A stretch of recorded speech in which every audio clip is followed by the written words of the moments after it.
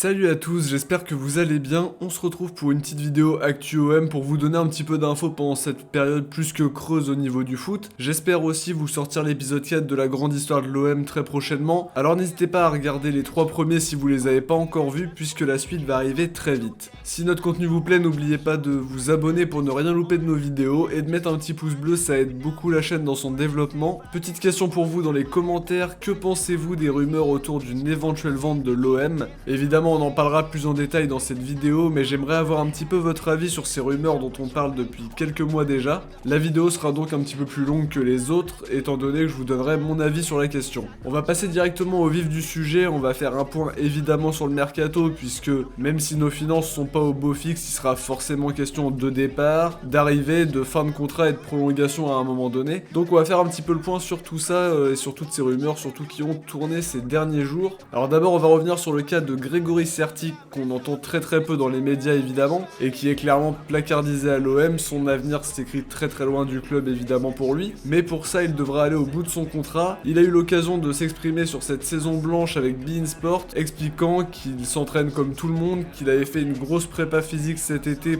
pour gagner sa place justement, qu'il était prêt au cas où pour X raisons Villas-Boas aurait besoin de lui, mais il reconnaît avoir voulu partir cet hiver, mais que finalement c'était compliqué de trouver un point de chute. Il cherche évidemment un nouveau challenge en France, en MLS, c'est un championnat qui l'intéresse beaucoup. Il a profité pour pointer du doigt ses récurrentes blessures qui l'ont freiné dans sa progression au club. Un discours en tout cas très honnête sur lui-même pour un joueur qui n'a jamais réellement convaincu, mais qui a priori se sera battu jusqu'au bout. Concernant Thauvin, pas de nouveauté sur une éventuelle prolongation, mais a priori il aurait été proposé à la Juventus qui voudrait recruter un attaquant en cas de départ de Douglas Costa. L'info me paraît pas si fiable que ça, alors on en voit un Thauvin un petit peu partout, mais c'est vrai qu'apparemment selon les infos de Calcio Mercato News, le profil de Thauvin est apprécié du côté de Turin, donc pourquoi pas. Mais évidemment moi je suis pour une prolongation à l'OM si c'est dans les moyens du club. Du côté des arrivées, Rony Lopez est toujours ciblé, Mundo Deportivo confirme cette info et annonce même des contacts concrets avec Zubizarreta qui travaille sur un prêt pour cet été. Du côté de Camara, le Daily Express nous apprend un intérêt de Manchester City qui serait prêt à formuler une offre d'une 30aine de millions d'euros.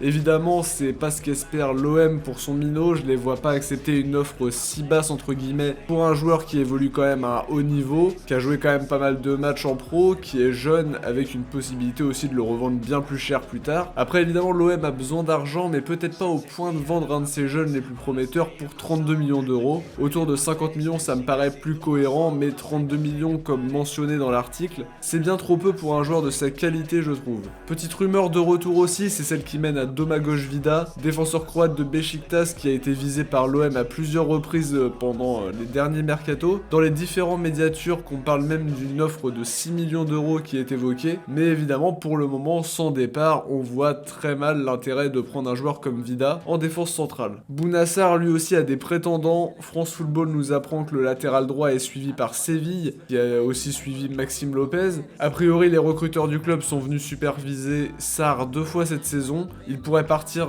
pour une somme comprise entre 10 et 15 millions, mais on sait pas si Villas-Boas fera tout pour le garder ou non, puisque même s'il y a probablement un meilleur latéral droit que Bounassar sur le marché, sa polyvalence reste un super atout quand même. Il peut jouer latéral droit ou ailier droit, donc il a un profil très intéressant et il peut dépanner à droite à gauche, donc c'est une plutôt bonne opportunité de le garder. On risque d'en avoir besoin, ne serait-ce que pour la rotation. Pour Mbaye Niang, le Sénégalais est suivi par l'OM, on l'avait appris il y a quelques temps. On sait que financièrement ce sera pas un dossier simple à boucler. Rennes veut récupérer une plus-value sur un joueur acheté autour de 15 millions. Faudrait une offre d'au moins 20 millions pour l'acheter. Mais sur un live Instagram, Niang a confirmé qu'il était intéressé par l'OM en disant que c'était un grand club. Il ne serait évidemment pas insensible à une offre cet été. C'est déjà une très bonne nouvelle de voir un joueur qui a l'air sur le papier très emballé pour signer au club. C'est un très bon signe en tout cas. On va maintenant passer à l'info qui vous intéresse tous le plus, vous l'avez vu au titre, une possible vente de l'OM, vous en avez entendu parler, etc.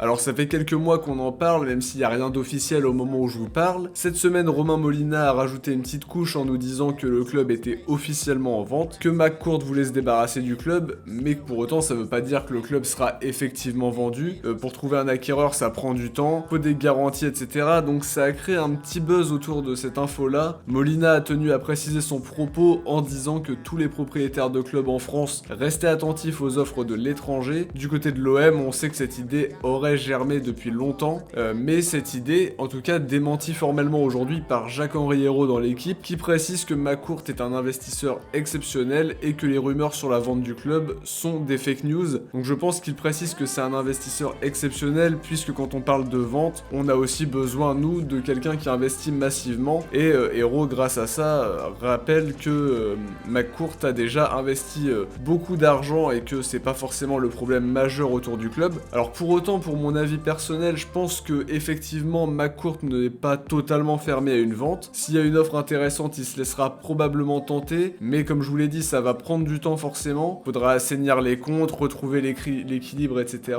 Et l'arrivée d'Aldridge va dans ce sens, même si du côté de l'OM, on nous dit qu'il n'est pas là pour préparer une revente, mais plutôt pour faciliter les liens avec les clubs anglais pour les ventes et les achats de joueurs. Une vente, évidemment, ça se prépare sur la durée, et que ce soit dans les plans, ce serait pas non plus étonnant, mais malgré ça, je vois pas une vente intervenir prochainement pour autant. J'imagine pas forcément la famille McCourt rester aux commandes pendant 30 ans à l'OM non plus, mais je pense qu'il attend aussi un petit peu de retour sur investissement. On sait aussi qu'il est intéressé par le parc Chano, il s'intéresse aussi à tout ce qui est autour du club, donc on risque de le voir du côté de Marseille encore quelques temps, ce qui n'empêche pas pour autant de réfléchir à l'avenir et à un potentiel futur investisseur. C'est pas incompatible et il a peut-être eu aussi des offres concrètes dont on nous parle pas, il y a aussi un peu d'intox là-dedans évidemment. Encore une fois, mis à part les infos qu'on a eu partout, à titre personnel, je n'ai pas d'infos sur ce sujet, donc je donne que mon avis, je me trompe peut-être totalement. En tout cas, on entendra forcément parler de ce dossier dans les prochaines semaines, mois, années, et on en parlera bien sûr avec vous au moment voulu. Dernière petite info sur McCourt avant de terminer cette vidéo. Selon la Provence, il aurait réinjecté de l'argent récemment dans les caisses de l'OM pour que le club puisse assumer son train de vie actuel, preuve qu'il est toujours impliqué malgré de nombreuses critiques à son égard, mais si on retrouve une santé financière et une pérennité, faudra faire en sorte aussi de bien utiliser les fonds injectés par McCourt et de pas dépenser des millions d'euros sur le mercato sur des joueurs qui vont nous coûter une fortune et qui pour autant ne feront pas le boulot sur le terrain. Voilà pour les rumeurs les plus récentes sur l'OM, j'espère que la vidéo vous aura plu. Si c'est le cas, dites-le nous dans les commentaires, on va tout lire et j'essaye en tout cas de répondre un maximum. Alors n'hésitez pas à nous écrire, on se retrouve très vite pour une nouvelle vidéo. Ciao, portez-vous bien